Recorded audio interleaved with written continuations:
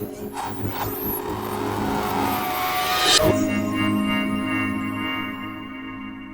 know, as I was preparing this talk, I was starting to think a little bit about how I'm going to sound a little funny to you.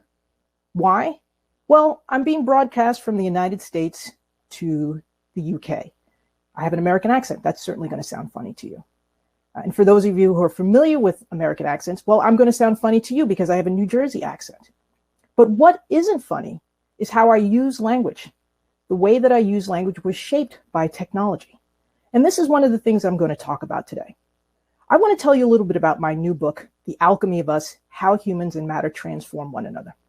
But before I get started, I really want to tell you a little bit about the book's origin story, how it came to be. Where did I get this idea? And then I want to also share with you my vantage. What was the lens that I took in looking at technology? And then I want to take a deep dive and talk about different ways that technology shaped us. And I want to share with you how there are sometimes surprises, how sometimes there are unintended consequences, and how sometimes technology goes awry. I really can't wait to share that with you.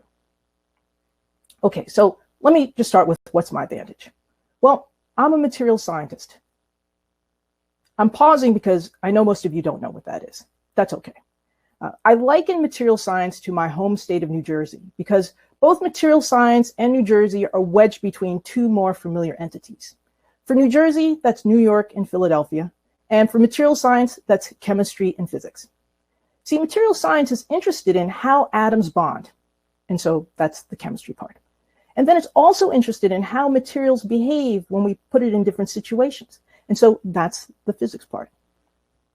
Now, to be honest, the first time I heard about material science, I wasn't even interested. I never even heard of it. And when first time, I was like, this is not going to be good. Why? Well, because it was a prerequisite course back in my college days. And I had taken a series of prerequisite courses, all of them being pretty dry. So I didn't really anticipate much from this course. However, on the first day, my professor said something that completely blew me away. He said, the reason why we don't fall through the floor, and the reason why my sweater is blue, and the reason why the lights work, all has to do with the interaction of atoms. And if you can understand how they do that, you can get them to do new things. Now, I stopped listening to him, which I don't recommend. You should always listen to your professor. But I stopped listening to him momentarily because I had a new set of eyes as I was looking around the classroom. He was right. My shoes were comfortable because the molecules are kind of shaped like springs, which brought a comfort to my feet. And the pencil in my hand was able to make a mark because carbon atoms slid past each other. And my glasses allowed my eyes to see because they bent light to my distant retinas. It was all atoms, just like he said. And it was that moment that I said, you know, I think I'm going to check out this material science thing. Now, I knew I had wanted to be a scientist since I was very young. I was one of those little girls that took things apart, didn't always put things back together, but took things apart because I really wanted to know what was inside. I had a lot of questions, wanted to know why the sky was blue, why grass was green. The thing that put me on the path to becoming a scientist actually was television. Now, I had favorite television shows back then in the 70s and 80s, like The Bionic Woman, The $6 Million Man. There was Star Trek, which I loved. I love Spock. But a show that really put me on the path to becoming a scientist was this low production show on public television called 3-2-1 Contact. And on it, there was a repeating segment of kids that were solving problems. And there was one particular person who resonated with me because it was an African-American girl solving problems. And when I saw her, I saw my reflection. It was that moment that I said, I think I'm going to be a scientist. And it was years later that I decided that I wanted to be a material scientist. Now, material science and I, we've been together for a long time. I've been a material scientist for quite a bit of time. And just like any relationship, things were just getting a little stale. Now, I was enjoying my research. I was doing nanotechnology and I was looking at smart materials, but I really felt like I was learning a lot in my brain, but I really didn't have a lot of knowledge in my hands. I didn't really feel like I had the craft. And so I wanted to feel a little bit more uniform. And so I decided to sign up for some glassblowing classes. Little did I know that this was actually going to put me on the path to writing the book. Now, when I signed up for these glassblowing classes, I went to go visit just to check it out. And the instructor he was wonderful. He was busy, but he stopped what he was doing and he did a demonstration. What he did is he got some glass, he pulled it out of the furnace, he pulled on it a couple of times with some very, very long tongs. And what he created was a galloping horse. Like the feet weren't all on the ground. And not only that, it had a mane flowing in the air like a shampoo commercial. I said, this guy's amazing. I want to be next to him. Now, as we were walking around the studio, he's warning me. He says, look, if you see any glass on the floor, even if you think it's cool, don't step on it because it might be hot. And if it's hot, it'll burn a hole in your shoe. I said, burn a hole in my shoe? What kind of operation is this? Okay. All right. Well, I won't tell anybody, but this doesn't sound completely safe. Now, I signed up for these classes because I was excited, but I have to say I was also a little scared because, well, I knew that I had to be careful. Why? Not just because of the warning that he gave, but because I come from a long line of people who are slightly on the clumsy side. So I knew that the chances of getting hurt were very high for me. So I just needed to be very aware of my surroundings. So when I signed up for these classes, I took a very, very cautious approach. So when it was my turn to work with the glass, I would get my pipe and I would stick it into the vat of hot molten glass, and I would just take out a very little amount, and then I would blow a very, very small bubble, and I would make a small vase. And I had lots and lots of these small vases. I had so many that I would give them to friends, and they were so gracious because they would accept them, even though I knew that they weren't symmetric or they were tilted or they had the wrong color. I don't even know how the color got in there sometimes. But there was one friend who was very kind to me, and she said, Ainissa, you should make something bigger. I said, oh no, I'm never making anything bigger. Do you understand how hard it is to make that and not get burned? I'm going to stick to small vases. Well, my friends, I have to say that there was one particular day when I went to my glassblowing class that I didn't care to be so safe. That morning, there were lots of layoffs. People were let go. And so there was lots of hugging, lots of crying. And as you can imagine, by the end of the day, I was very, very raw. So when it was my turn to work with the glass, I took a different approach. This time I got my pipe and I stuck it deep into that vat. And I took out a lot of glass, maxing out my muscles. And then I blew hard on that glass because I was very, very angry. And then I did things I hadn't done before. I swung the glass. And when I did that, that made it longer. And then I twirled the glass. And when I did that, it made it wider. Now, when I came back to myself, I realized that this glass piece was probably one of the best glass pieces in Ainissa Ramirez history. And I wasn't the only one who recognized that because some of my friends in my glass class came up to me and they're like, Ainissa, large vase, you? And I said, yeah, I can't believe it either. And we were both vibing on how wonderful this piece was. Now, I had one more step before I finished. All I needed to do is put the glass piece, which was on the end of my pipe, into the furnace for a short amount of time, just a flash of heat, and then I could take it off my pipe and then put it over to the area where it cooled. But as I'm talking to my friend, I slide it into the furnace. I'm still having a conversation. I lose track of time. When I pull it out, my glass piece is now incandescent orange. It is extremely hot. Not only that, what was hanging off my pipe like this, level to my pipe, is now hanging off my pipe, about to fall off. Ooh, I'm in trouble. Well, I had a little bit of knowledge. I said, well, all I need to do is I just need to rotate my pipe 180 degrees. And if I do that, well, what will happen is that gravity will happen and it will level this thing and all will be fine. But because my piece was so hot, it went down to its new lower side. Oh dear. So I rationalized, okay, some time has passed. This piece is now a little cooler. So all I have to do is rotate this once again. And what will happen is gravity will make it level again and all will be fine. But again, it was still too hot and it went down to its new lower side. I was in a dance with the glass where I would rotate it and it would go to its new lower side. I would rotate it, it would go to its new lower side. I was getting to the point where I was actually pleading with the glass, like, okay, glass, please cool, please stop. I really don't know what to do. The glass was uninterested in my pleas or my lack of knowledge. And so on one turn, when I rotated, it rotated right off the piece, right off my pipe, boom, landed right on the floor. There's my glass piece, no longer beautiful. Now, my instructor had been witnessing what was going on, and he rushed over. He had heat-resistant gloves. He reattached the piece to my pipe. He put it into the furnace. He flattened the side that had, rounded the side that had been flattened. He also opened up the sealed lips, which had collapsed onto itself. He gave it to me. I did things that were mostly symbolic. This was beyond my skill. But I finally did what I should have done, which is put that into the furnace for that flash of heat so I could remove it off my pipe and put it over to the area where it cooled. Now, as that piece is cooling, and as I am calming down, I'm having deep thoughts. I'm having very deep thoughts. I'm saying to myself, you know what? I was shaping the glass. Ainissa, this is a glass blowing class. This is what you do. You shape glass. No, hear me out. Hear me out. I'm really happy to be alive. The glass and I, we were in a dance. We shaped each other. I wonder how materials and humans have been shaping each other over the last few centuries. Good question. That was the birth of the book. Now, in order to do this work of exploring how materials and humans have been in this dance of transforming one another, I had to take a very different approach to how I did material science. See, I worked in a laboratory for a long time. I would be in clean rooms and wear special clean room suits and be in very high-tech environments, looking in microscopes on the hunt for something new. I likened my work to being a periscope where I was pointing in the direction that we were going, and I could see 5, 10 years ahead.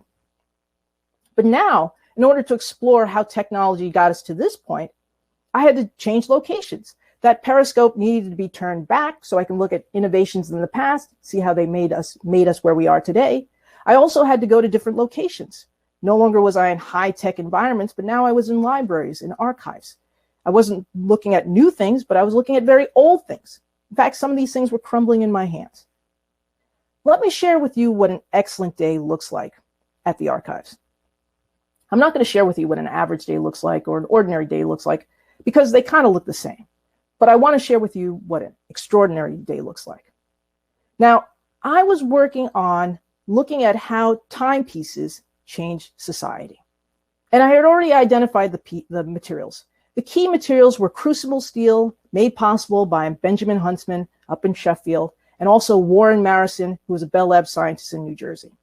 Those were the materials that were used to make the oscillators, the things that create the ticks and talks. So I could check that off. I was very pleased with that because I didn't know anything about that. And then I started to look into how these technologies shaped us. And I found things that I had seen in other books about how our desire for punctuality increased and how we had a desire to be on time and how time was one of the most popular terms in the English language. I learned about those things too. That was very cool. But I also found something that I hadn't known about timekeeping. It ends up that before the Industrial Revolution, we used to sleep differently. Yeah, we did. We would sleep in 2 different doses. We would go to sleep for 3.5. We would go to sleep around 9 or 10 o'clock, sleep for about 3.5 hours, then wake up on purpose for about an hour or so and do things around the house like sew, clean, read, go visit our neighbors because they're up too. And then after that hour had passed, we'd go back to sleep for another 3.5 hours. Those doses of sleep were called first and second sleep, and everybody slept that way. In fact, you can go look at old books, Don Quixote, Jane Eyre, you'll see the terms first and second sleep. This is what they meant by that. So we used to sleep that way. Why don't we sleep that way anymore? Well, it was a 1-2 punch in terms of technology. One, it was artificial light. Artificial light allowed us to go to bed later because it was able to push back the darkness so that we can turn in later. So one of those segments of sleep became shorter. What was the other factor? Well, it was the clock. We had to get up earlier to go to the factory. So that second segment of sleep became shorter. Soon it didn't make sense to go to bed for a short amount of time, wake up in the middle of the night, and then go to bed for another short amount of time. So it became consolidated, and it kind of looks like how we sleep today. In fact, there's some historians who believe actually the natural way to sleep is actually in this segmented sleep. So when you wake up in the middle of the night, maybe that's just an echo to an ancient form of sleeping. But I had found this, and I never knew that we slept in 2 different segments. So I was very pleased to show how timekeeping shaped our sleeping patterns. But I was still on the hunt to really show how timekeeping became really important to society. And I wasn't having much luck. I really wanted to explore this and really show readers how important this was, because we lived in a world where we weren't so beholden to time. So here I am in a library with a thick stack of books, and I'm reading them one by one, each on about timekeeping and its impact on culture, and I'm writing some notes. This is not going to make a Hollywood movie, so I won't go into that. But there was one book in particular that I read. It was about halfway through this very, very thick book, about halfway through the page. I see one sentence, knocks my socks off. It says, in the 19th century, there was a woman in England who sold time. I said, what? And I said it loudly like that. And I'm in a library. I'm in a very posh library. And everyone raises their heads to see who's made that noise. And because I don't want them to know it's me, I mimic the same behavior. And I also make a decision to amplify that. Shh, be quiet. And when people settle down and put their heads back down, I get back to that sentence and I look at that sentence again and I say, what? What does this mean? Yeah, there was a woman who sold time. In the late 19th century and in the early 20th century, Ruth Belville sold time. She would wake up early in her home in Maidenhead, make her way over to London, then make her way over to Greenwich, and then walk up that extremely steep hill to the Royal Observatory and be greeted by the attendant. When she got to the Royal Observatory, what she would do is she would open up her handbag and she'd open up a pocket watch like this, which she had nicknamed Arnold. And then Arnold would be compared to the observatory's master clock. And then the attendant would note the difference between Arnold and the master clock, and then give Arnold back to Ruth, and then she'd make her way down the hill and then cross the Thames by ferry to her first set of customers. Her first customers were at the London docks. Ships, merchants, sailors, navigators, they needed to know the precise time. They needed to know this so that they can determine longitude. Not knowing longitude well was deadly, because you might not end up where you need to be. So she would give them the time, and they would look at her watch and set their watches accordingly. And then she would go to factories. They needed to know the time. And newspapers and train stations. You would go to clockmakers and jewelers. They needed to know the time. She would go to pubs. Pubs needed to know the time because you couldn't sell alcohol after certain hours. So they needed to make sure they had the precise time. She even went to the home to a few millionaires because they relished having the precise time in their homes. For this unusual line of business, she was called the Greenwich Time Lady. And her family had been in this business of selling time for nearly 100 years. Her father started this business. He had about 200 customers. Her mother was in this business. She had about 100 customers. And Ruth, at the end of her career, had about 40 customers. Now, when I discovered Ruth, I said, this is amazing. A lady who sold time. I told everybody, did you know there was a lady who sold time? And eventually my friends would say, yes, you told us the last time we talked to you. I was very excited about that. And as a writer, she was a fantastic device because it was a great way to show how important timekeeping was. So much so that a person had a business selling it. That's great. If I told you today I was selling time, you would say, well, that's a bad business, Ainissa, because everybody knows the time. But in Ruth's day, it made sense. So that was very exciting. So I was so glad to discover Ruth. But I have to say that I also had another set of emotions that surprised me. I was sad, and then I got a little mad. How is it that a woman who is so fascinating, how is it that she's reduced to one sentence in a very thick, and might I say, dry book about timekeeping? That didn't seem right to me. And just like that glassblowing accident put me on the path to explore how technology shaped us, Ruth changed the book too. She told me that I needed to highlight little-known contributors to science and technology, which is what I do in The Alchemy of Us.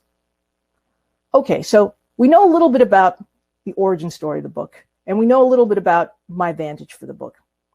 What I can't wait to share with you is how technology shaped us. And what I want to do is I want to share with you 3 case studies of how there are surprises, how there are unintended consequences, and how technology can go awry. Okay, let's start with a surprise. A good case study for that is the telegraph. And I'm going to focus on the American version of the telegraph. Now, if you look at textbooks or books about the telegraph, the American inventor that you're going to see is Samuel F.B. Morse. And if you read on, you'll also see that he was a painter. Now, being a painter doesn't seem like the best position to create such an important technology. But what you might not know is that the telegraph was actually born from tragedy. Yeah. See, Samuel F.B. Morse was a painter, and he had one of the biggest commissions of his life. He was asked to paint the portrait of a very famous French commander while he was visiting in Washington, D.C. And Morse lived in New Haven, Connecticut, which was several hundred miles away. So he went down to Washington, D.C. to spend some time to create this portrait. And he's going to be there for a little bit of time, and he's celebrating while he's there because this French commander is there are all kinds of banquets for him. And Morse is going to various different parties, and he's writing about this to his family, his wife and kids back at home, telling them about all the great things he's getting to do. I got to see the president, I got to do this, those kinds of letters. Now, there's one letter that he signs off to his wife, I long to hear from you. Now, when he mails that letter, he knows that it's going to take a couple of days because the fastest way to communicate at that time was by stagecoach. So you put your mail in the post, it's going to take a couple of days to get to New Haven, and then it's going to take a couple of days for someone to write, and then it'll take a couple of days for the message to get back to you. So on a good day, at minimum, it's going to take 2 weeks before you hear back, but more likely it's going to be about 3 weeks. So he sends that letter. Now, a few days later, he gets a letter from New Haven. It's from his father. Now, what he knows is that the letter that he sent has nothing to do with the letter that he's receiving. He also knows that his father is very stern. So when he opens up the letter and it starts with, my affectionately beloved son, he's like, what's up? His spidey senses are going off. When he reads the letter a little bit further, he sees that his wife had died. Yeah. The day that he wrote a letter to his wife saying, I long to hear from you, she had already passed. And so Morse rushes back to New Haven. And that's going to take him a couple of days because he has to get there by stagecoach. And when he reaches New Haven, his wife had already been buried. So you see, while a painter may not seem like the best candidate or the most developed character to develop a telegraph, a heartbroken man certainly is. A heartbroken man would have certainly loved to have had a device to say goodbye to his wife, to rapidly communicate. And so this is what Morse did. He went and created his telegraph. Now, Morse's version of the telegraph was a little different than what Cooke and Wheatstone had done in the UK. Morse's approach was a single wire where long and short dashes or long and short pulses of electricity, which were equal to dashes and dots, became part of a code. It was what we call Morse code today. And while he was developing this Morse code and his telegraph, he was working with his assistant, Alfred Vail. Now, sometimes they were in the same room, and sometimes they were in different rooms or some separated from each other by a couple of blocks. And they would send correspondences to each other as they're testing the line. And their correspondences would be something like, okay, when I tried this, did that make sense? And I think you should do this, and this doesn't make sense, and let's make this, and let's tweak this accordingly. That's how their correspondences were. Now, over time, those letters are getting a little shorter, and also Morse is actually getting a little more angry. Morse had a little bit of a temper. In one letter, he writes to Vail, condense your language more. That's my interpretation anyway. Now, why was he saying that? Well, both Morse and Vail were of the long tradition of writing letters by longhand. And then what they would do is we would translate each letter of a word into dots and dashes. And then they would tap those things out. And then the person on the other side would receive those dots and dashes, and they would write those out and then translate that into letters of the alphabet to spell out the word. Now, Morse was getting frustrated because this was very onerous. And he was tired of situations where he would translate something like dash, 4 dots, 1, 2, 3, 4, and then following another dot. And then he'd look at his wonderful Morse code and he'd see, okay, that's T. Okay, that's H. Okay, that's E. Wait, the? All that work for the word the? He was getting mad at Vail because he's like, don't send me words that don't contribute to the meaning of the message. If you need to use the, just use the letter T. And if you need to use B-E-B, just use the letter B. And if you need to use understand, do not write out understand. Just use UN. And if you want to write yes, just I, 2 dots followed by 2 dots. They started creating their own shorthand, just like we have with Twitter and text messages today. And they did it just because it was so onerous to translate those dots and dashes. Now, the telegraph took off. It became very popular and was located in every major city in the United States. And anybody could send a message to any corner of the United States if they wanted to, just for a fee. Now, but there was one rule that they had to follow. On the wall, it would say, be brief. Now, why was that? Well, as fantastic as the telegraph was in its ability to send messages rapidly, it had a shortcoming. It couldn't send a lot of messages. Initially, the first telegraph could send one message in one direction and one message in another direction. And when Edison came along, it could send 4 directions in one direction and 4 directions in another.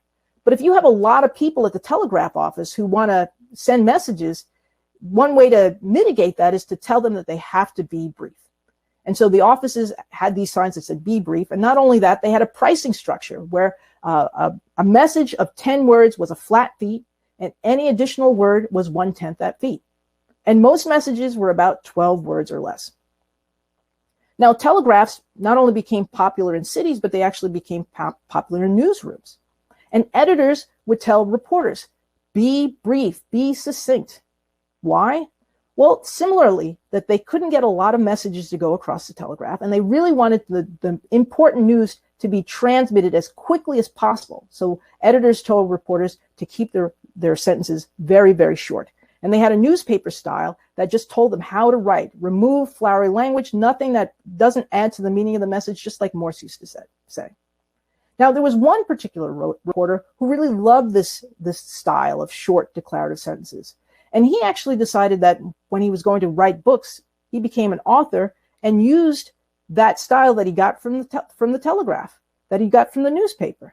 His name was Ernest Hemingway. Now, here in the United States, all students are told at one point to write like Hemingway. Hemingway has a quintessential American style. And what we know now is that actually harkens back to the shortcoming of the telegraph. So here's a surprise. Language was shaped by the telegraph. Now, there were other factors, of course, that shaped American English. One of them being that the United States wanted to individuate itself from the UK. We both spoke the same mother tongue, and so we decided to take different approaches to it. So on one side of the pond, you touch wood. On this side of the pond, we knock on wood. On one side of the pond, you say tomato. On this side of the pond, we say tomato. These were cultural decisions that were taken to individuate ourselves. But another shaper of American English was the telegraph. So here's a surprise. Here's a surprise of how technology can have impact on culture. Okay, so we've explored a surprise. Let's look at an unintended consequence.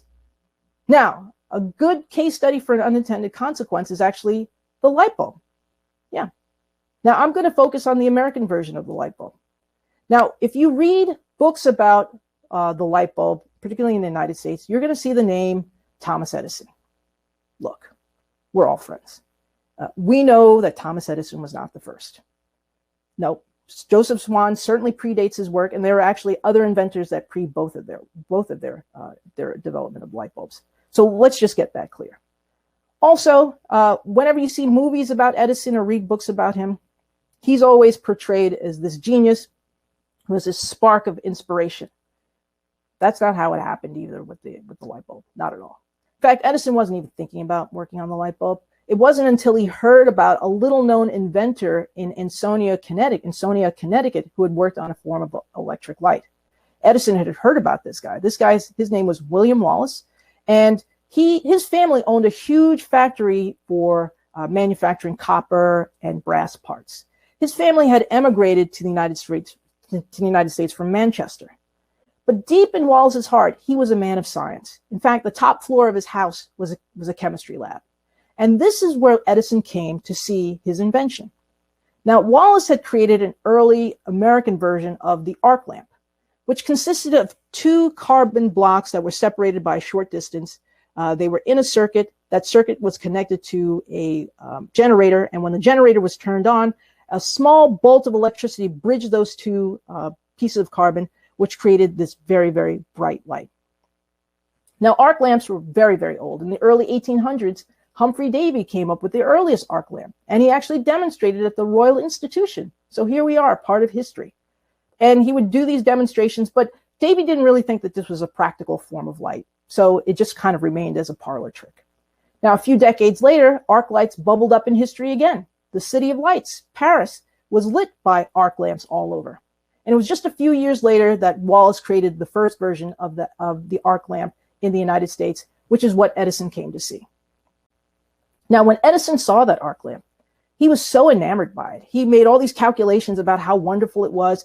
This was fantastic because it was a clean form of light. It was better than candles and lamps because they were very sooty and dirty and sometimes smelly. This was a clean form of light. This was great. But Edison was also impressed with what he didn't see. See, Wallace created something great, but it was just too bright to be in the house. You could turn it on and you really couldn't see anybody. It was like being at a searchlight. It couldn't be subdivided, as Edison would say, meaning that it couldn't be dimmed. And so when Edison saw this, he made notes of, okay, I'm going to do electric lights, but I'm definitely going to take a different approach. So he returned back to Menlo Park, back to New Jersey, my home state, to work on his version of the light, which was the incandescent bulb. Now, the incandescent bulb is based on a material glowing. So you can imagine a small wire that's connected to electricity, put under a glass bulb. You apply the electricity, the wire heats up and glows. And this was the approach that Edison wanted to take. And he tried many different materials to find that filament material, and he eventually converged on platinum. Now, as a material scientist, that was a good choice. That was a very good choice. Why? Well, if you have electricity going through a wire, it's going to heat up. And you want to make sure that the material has a very, very high melting point, so when it heats up, it doesn't melt. Platinum has a very high melting point, so that was a good choice. So good job. And platinum was also a good choice because platinum kind of keeps to itself electrically and chemically. So if you heat something up under a glass bulb, and although Edison sucked a lot of the air out of the glass bulb, there was still some oxygen in there. So there's going to be a reaction. And if there's a reaction, a soot is going to form on the filament wire, which is going to dim the light. But platinum doesn't do that. So that was good. That was a good choice too.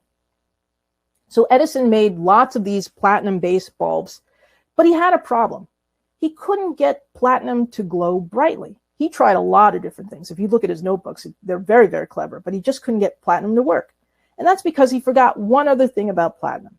Platinum is conductive, and what Edison needed was a material that was resistive. Think of it this way. Imagine that I have a wire, and then I have a pipe. Now, if water can go through that pipe very easily, that's conductive. Similarly, if electricity can go through a wire very easily, that's conductive. Now, if I put in that pipe marbles and water has a tougher time getting through, it might even heat up along the way. That's a resistive pipe. Well, similarly, what we needed was a wire that was resistive that made it difficult for electricity to pass through it. The electrons would bump into atoms and into grain boundaries and into surfaces, and in the process, heat up the material and cause it to glow. Platinum didn't do that. Platinum was conductive. So as much electricity as he forced into there, platinum was just not going to heat up enough to glow brightly. So eventually, Edison had to change gears. He had to switch over to another material, over to carbon. And when he made various bulbs made out of carbon lamps, he tried them for different iterations, different things that he was changing about each. There was one lamp that was doing particularly well on one night. It glowed for an hour. And I said, oh, that's great. And then it glowed for 2 hours. And then it glowed for 3 hours. And then everybody started to gather. And then this bulb glowed for 40 hours until it went dim. And that was the birth of the American light bulb. Okay, so we have this light bulb. And The Alchemy of Us talks about origin stories like this. And we focus more about William Wallace, the man who didn't get his due, the man who inspired Edison. But what is also key is to explore how these inventions shaped us. So let's explore that. Now, in order to explore how inventions shaped us, we actually have to go back just a few decades, not all the way back to Edison's time, but just a handful of decades to my backyard in the summer when I was a kid. Now, if you've ever come to the East Coast, which I recommend, come during the summertime because there's a little tradition that children do that most people don't know about. As the sun sets, so I'm in my backyard and I'm waiting for something as the sun is setting. What am I waiting for? I'm waiting for little sparks of light. As soon as I see those sparks of light, I run into the house, I grab a jar that I've already prepared. It has holes in the top, and I try and capture one of those sparks of light. Those sparks of light, my friend, are fireflies, and I absolutely love them. Now, I have fireflies in my backyard here in Connecticut, and they're wonderful. I don't capture them, but I certainly do admire them, and they make me think about times long, long time ago. But what I've noticed is that actually the number of fireflies in my backyard has decreased from year to year. That seems strange. So I asked an expert about that because, well, that's what I do. And she said, yeah, the number is decreasing. I said, well, why? I love fireflies. Why are they decreasing in number? And she said, it has to do with the lights. I said, well, please explain. Well, this is what she shared with me. First, she let me know that those little sparks of light that I was seeing in my backyard, they weren't so innocent. It's best for me to just show you what's going on in my backyard. Okay, we have a female firefly on a blade of grass, and then the male firefly who's flying about waist high. And he's announcing himself. I'm a male, I'm a photonous green eye. I'm a male, I'm a photonous green eye.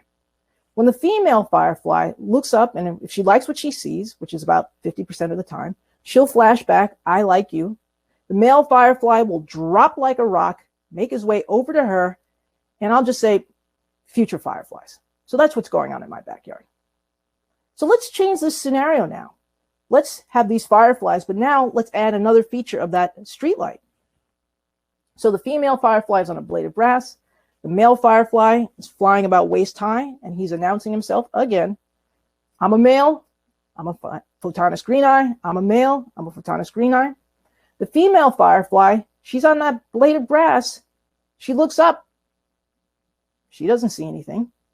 Why? Because that street light is completely masking him. So she doesn't flash back. He doesn't get the green light to go over to where she is. No future fireflies. That's pretty sad. Let's do this scenario one more time. Female firefly on a blade of grass. Male firefly flying about waist high. And then we have that street light. The male's announcing himself. I'm a male. I'm a photonous green eye. I'm a male. I'm a photonous green eye. Female firefly. She looks up. She can see him. Yay! Oh. She doesn't like what she sees. Oh, it's not good. No. See, female fireflies like male fireflies with bright lanterns. His lantern's not looking so bright with that street light behind him. She doesn't flash back. No future fireflies.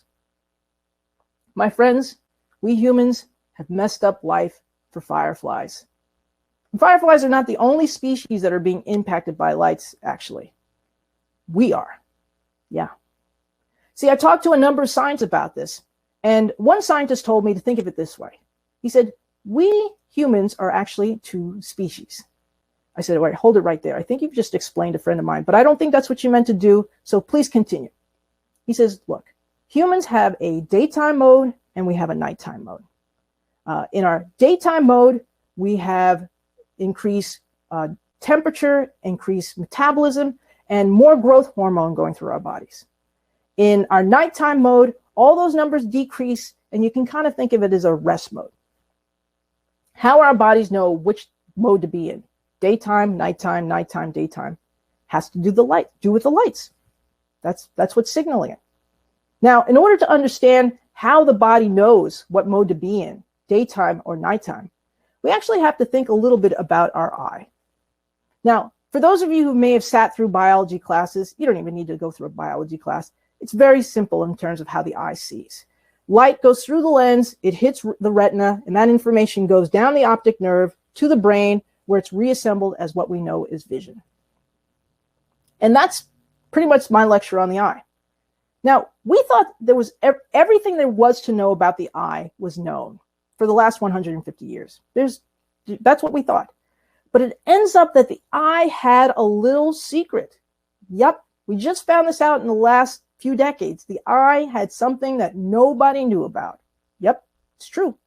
It ends up that on the retina is a special photoreceptor, and it doesn't contribute to vision, not at all. You can think of it as a detector, and it's on the hunt for blue light. When it senses blue light, that signal goes down the optic nerve to the brain, to another part of the brain, which stops secreting the hormone melatonin. Melatonin is an old chemical compound that tells all the cells in our bodies that it is nighttime mode. It tells it to go to sleep, time to rest. Now, when the body sees blue light, that melatonin gets shut off, and so we enter into daytime mode. So in some, blue light, daytime mode. Now, long ago, when our ancestors were alive, they lived by sunlight, then the sun would set, and then they lived by candlelight. Blue light, the sun has a lot of blue light in it. So they were in daytime mode. And as the sun set, they left daytime mode and they started to go into nighttime mode, because lights from candles and gas lamps and just the hearth is a redder light. That allows us to enter into nighttime mode. But you and I, we live mostly by artificial light most of the time. We stay under artificial light until we go to sleep. Most artificial light is very strong in the blue. So we're in growth mode or daytime mode until we go to sleep. Now, there's some health repercussions for that. If our body is awash in growth hormones, our cells are going to respond. They are going to respond. And they have. It ends up that we are slightly taller than our ancestors. Now, there's many contributing factors to that, of course. Better nutrition, cleaner water, better medicines, less war. But another factor is the artificial light. So there's that. But there's other negative factors that happen by having our bodies awash with growth hormone all the time. In fact, researchers have done studies on animals, and they've subjected them to various types of artificial light. And they saw that those that were subjected to the artificial light had an increase in risk for cardiovascular disease, obesity, and some forms of cancer. Now, we cannot do those kinds of experiments on humans. We don't do that. That's not good. But what we can do is we can look at what people do, where they live, where they work, and make correlations. And that's what epidemiologists have done. And they have found that there's a population of people that have an increase in risk for certain ailments, including some forms of cancer, and it has to do with when they work. They work at night underneath the artificial light. So nurses, security guards, surgeons, all working that night shift, that is times other than 9 to 5, have a higher risk for these kinds of diseases. So there's that. So Edison, Swan, all these other inventors that were working on electric lights, they had a pure intention, which was to push back the darkness and lengthen our day. This was great. We didn't like living in the dark. I don't like the dark now. So this was good. But now we have an unintended result because of light, because none of them knew that there was this connection between our bodies and the light. So you may be asking, because this was the question I asked, how do you live in a healthy way underneath the electric lights? I know I'm not going to go back to sunlight and candlelight. I'm not interested. I don't want to live in a cave. That's not going to happen. Well, it ends up that all we need to do is emulate what our ancestors used to do. That is, start off with blue in the course of the day and have redder light at night. So when you wake up in the morning, go for a walk. Let that sun hit your eye and put you into that wonderful daytime growth mode. If you can't make it outside, well, the other option is to get some blue LEDs or compact fluorescent bulbs, because they're very rich in the blue. That will put you into daytime mode. Now, as the sun is setting, it's time for you to change your lights. It's time to dim all those blue lights and switch over to a redder light. Now you can use an incandescent bulb, although they're not very efficient, or you can use a red LED. That'll allow you to be in nighttime mode, even though the sun is still up. This will allow your body to be in rest or repair mode. Now, that's not the only things that we need to change. We actually need to look at our cell phones. Our cell phones or our mobiles, they generate a lot of blue light. And so we need to put them into nighttime mode, have less blue, so that we can go into nighttime mode. Similarly, our computers, they generate a lot of blue light. So we need to put them at their nighttime settings. Now, television screens also generate a lot of blue light, and a few of the fancier ones are able to change the setting, but most do not. So here's where you may consider changing your glasses and adding some blue blocking features. Now, there are fancy glasses, expensive glasses that do that, but there are also some inexpensive options at the hardware store that'll allow you to have good light health hygiene. So here's how we can live healthily underneath the lights. And here's how we can mitigate that unintended consequence of that very simple device that we took for granted, that was beaming over our heads and that we completely ignored, the light bulb. Okay. So we spent some time looking at surprises. We've looked at an unintended consequence.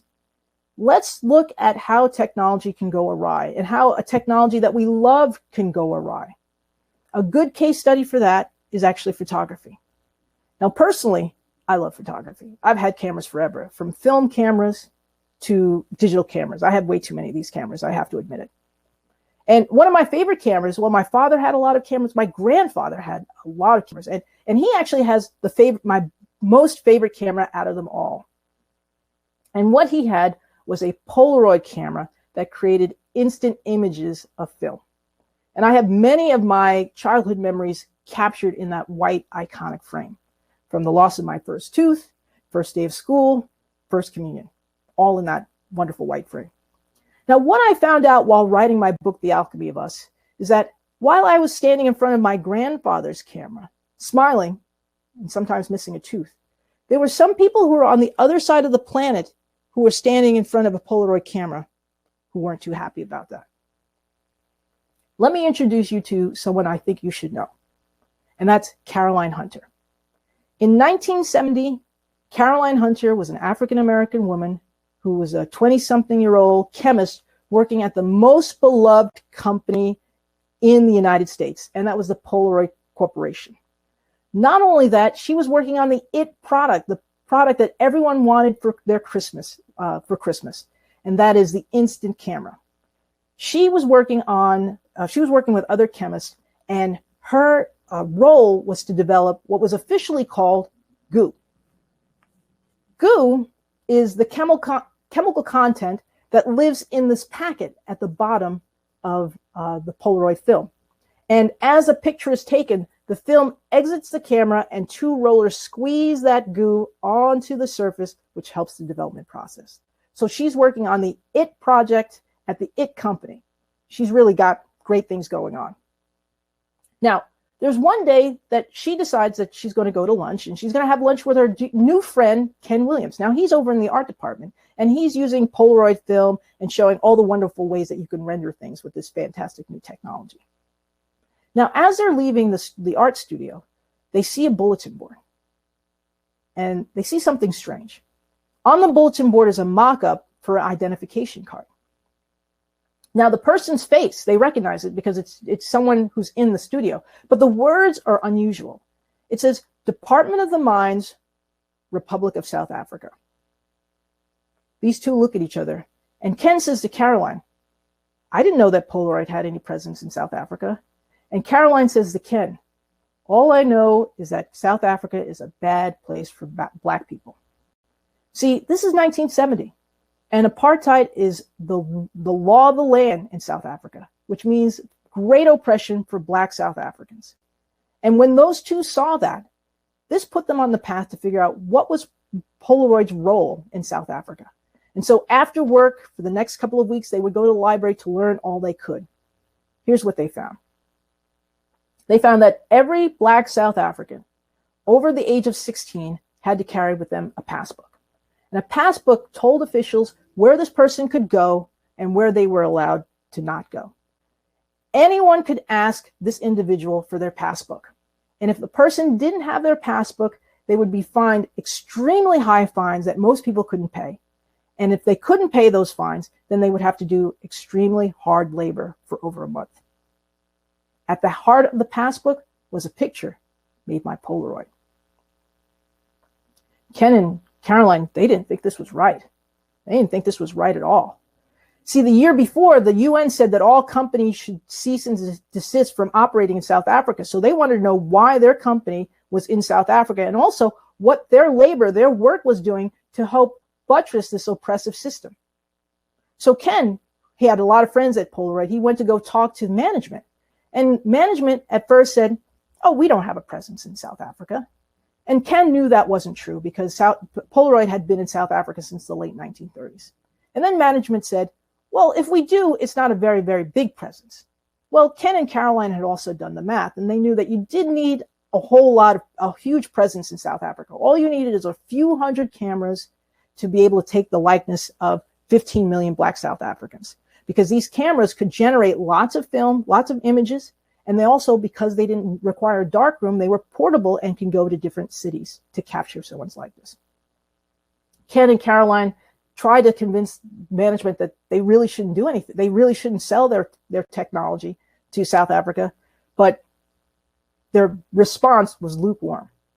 And it was in that moment that Ken and Caroline formed the Polaroid Revolutionary Workers Movement, the PRWM. And what they wanted was for Polaroid to stop selling its cameras to South Africa and stop buttressing this oppressive regime. Well, how do you let people know about this most beloved company's nefarious use of camera film? This is before Facebook. This is before Twitter. Well, they went old school. They got a typewriter and they typed out a newsletter and then they mimeographed it. And then they also posted it on bulletin boards in the cafeteria and also in bathroom stalls. Also, before having Facebook friends, how do you get information across? Well, they had huge rallies of a couple of hundred people where they let everyone know about how cameras from Polaroid were being used in nefarious ways in South Africa. Caroline and Ken also wrote student groups on campuses and churches to let them know as well.